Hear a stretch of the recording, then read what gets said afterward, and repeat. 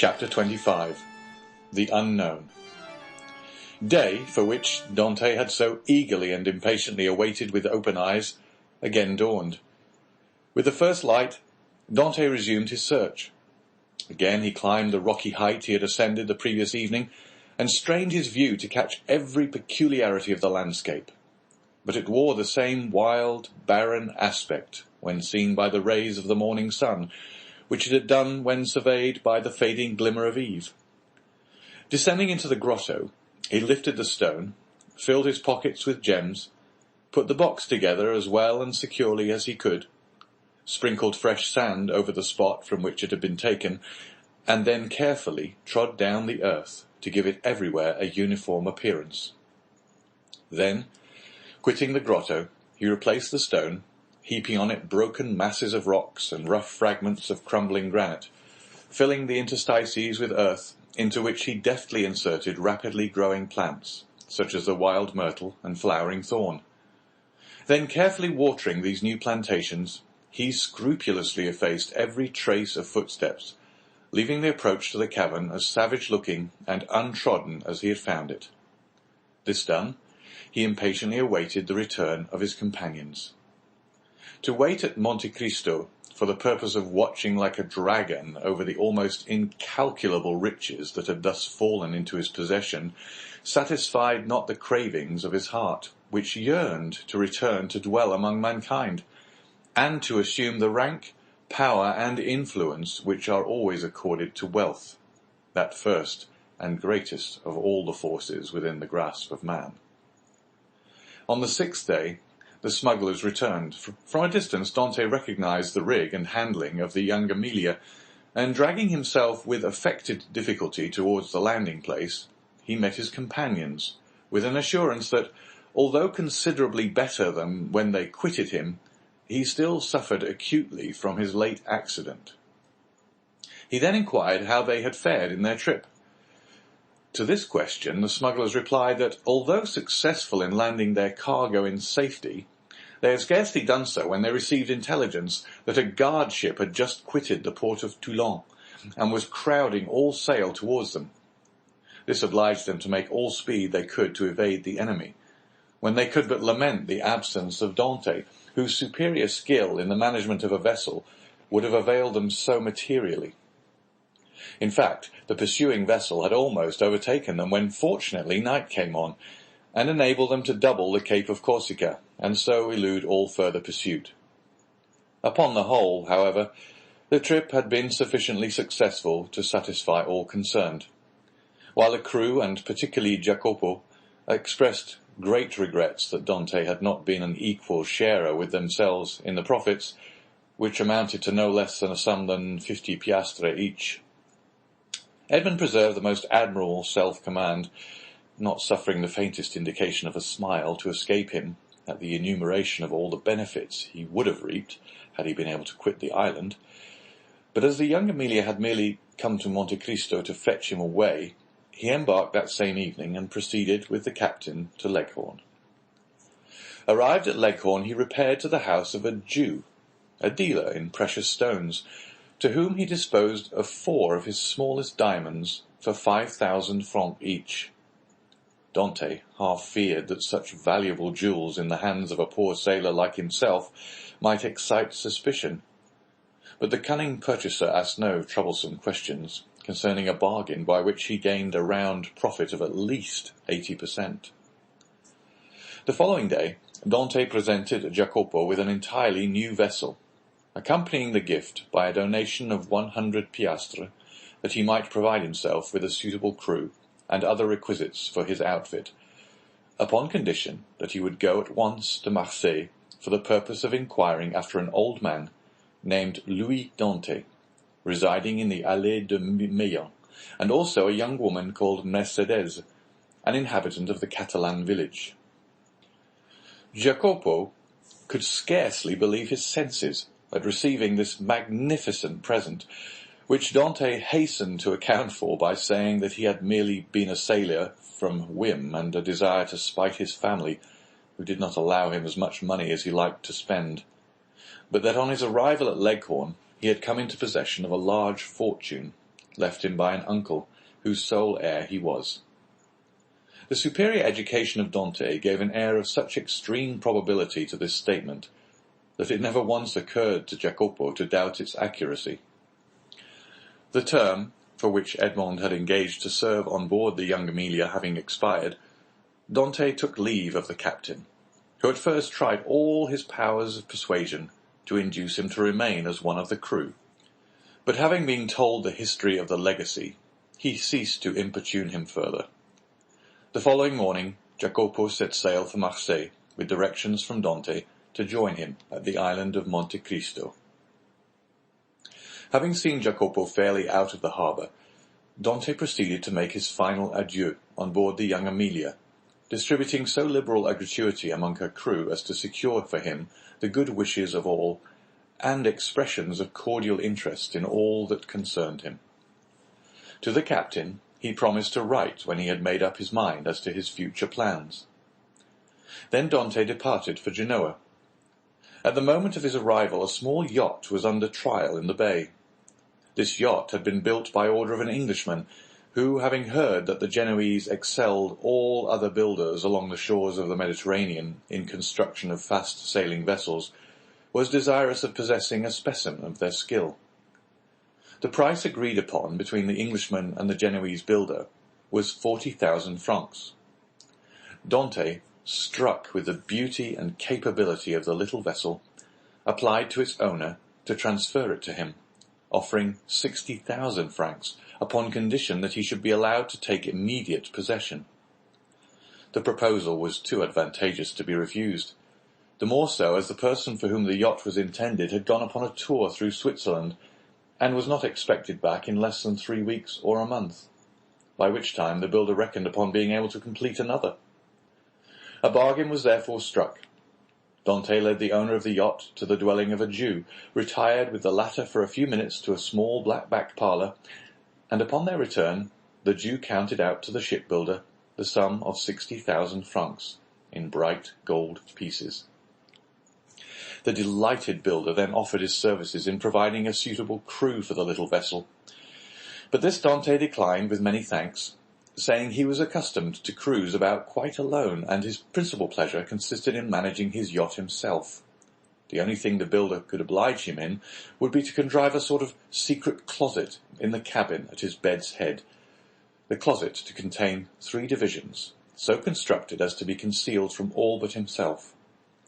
The builder cheerfully undertook the commission, and promised to have these secret places completed by the next day, Dante furnishing the dimensions and plan in accordance with which they were to be constructed.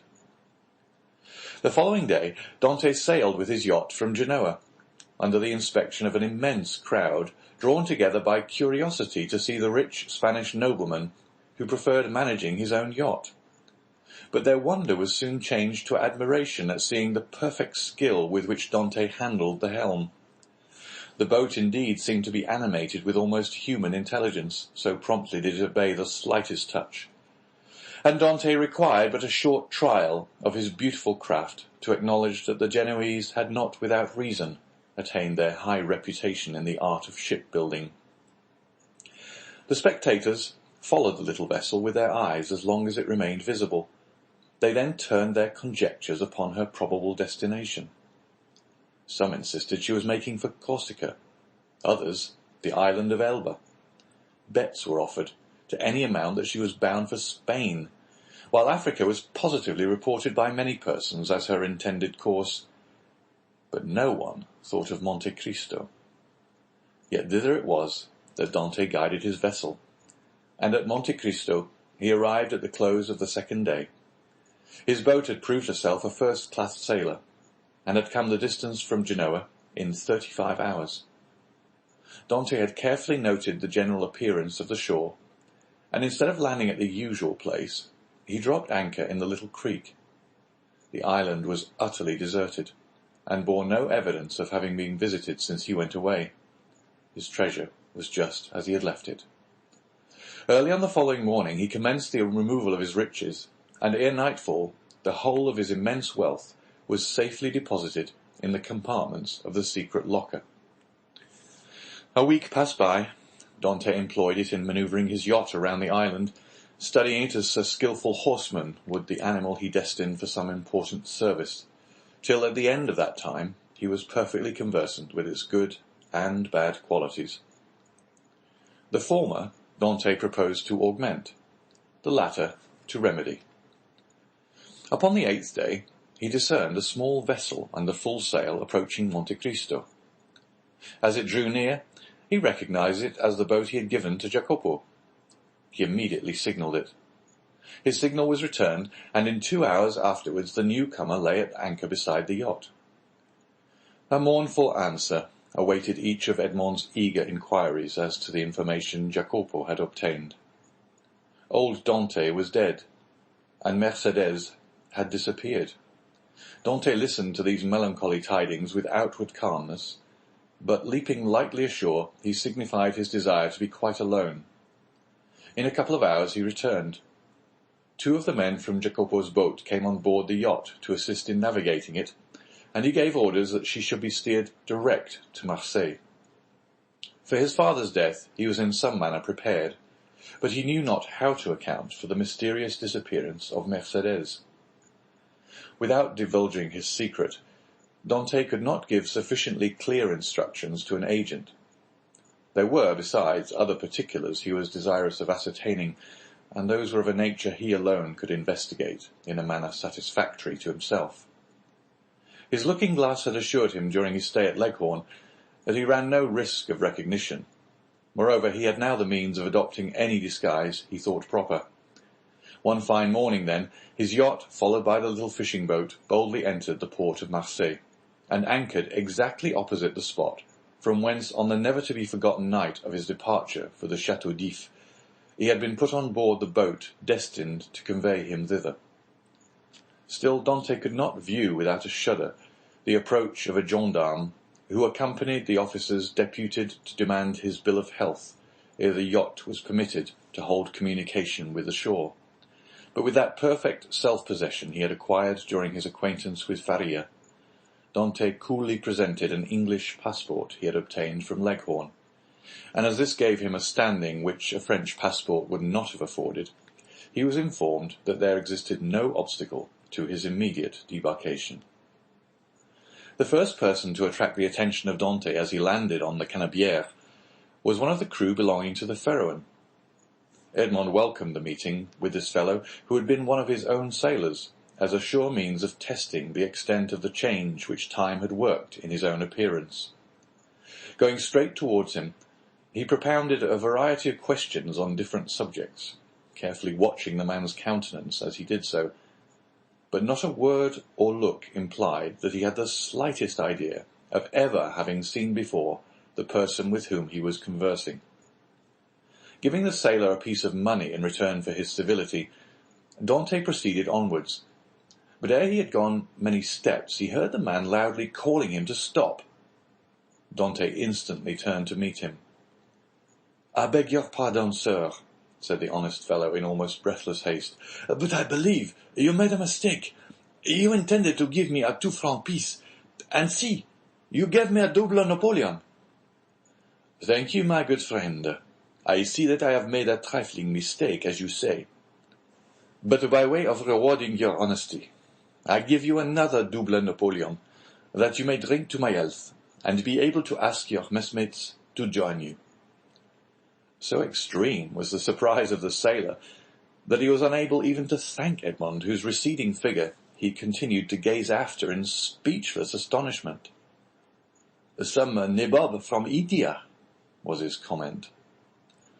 Dante meanwhile went on his way. Each step he trod oppressed his heart with fresh emotion. His first and most indelible recollections were there. Not a tree, not a street that he passed but seemed filled with dear and cherished memories, and thus he proceeded onwards till he arrived at the end of the Rue de Nouailles, from whence a full view of the Allée de Meillan was obtained. At this spot, so pregnant with fond and filial remembrances, his heart beat almost to bursting. His knees tottered under him, a mist floated over his sight, and had he not clung for support to one of the trees, he would inevitably have fallen to the ground and been crushed beneath the many vehicles continually passing there. Recovering himself, however, he wiped the perspiration from his brows, and stopped not again till he found himself at the door of the house in which his father had lived. The nasturtiums and other plants which his father had delighted to train before his window had all disappeared from the upper part of the house. Leaning against a tree, he gazed thoughtfully for a time at the upper stories of the shabby little house. Then he advanced to the door, and asked whether there were any rooms to be let. Though answered in the negative, he begged so earnestly to be permitted to visit those on the 5th floor, that, in despite of the oft-repeated assurance of the concierge that they were occupied, Dante succeeded in inducing the man to go up to the tenants, and ask permission for a gentleman to be allowed to look at them. The tenants of the humble lodging were a young couple who had been scarcely married a week, and seeing them, Dante sighed heavily. Nothing in the 2 small chambers forming the apartments remained as it had been in the time of the elder Dante. The very paper was different, while the articles of antiquated furniture with which the rooms had been filled in Edmond's time had all disappeared. The 4 walls alone remained as he had left them. The bed, belonging to the present occupants, was placed as the former owner of the chamber had been accustomed to have his, and in despite of his efforts to prevent it, the eyes of Edmond were suffused in tears, as he reflected that on that spot the old man had breathed his last, vainly calling for his son. The young couple gazed with astonishment at the sight of their visitor's emotion, and wondered to see the large tears silently chasing each other down his otherwise stern and immovable features. But they felt the sacredness of his grief, and kindly refrained from questioning him as to its cause, while with instinctive delicacy they left him to indulge his sorrow alone.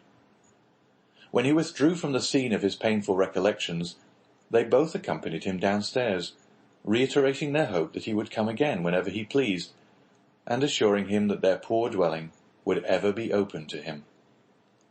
As Edmond passed the door on the 4th floor, he paused to inquire whether Caderousse, the tailor, still dwelt there, but he received for reply that the person in question had got into difficulties, and at the present time kept a small inn on the route from Bellegarde to Beaucaire.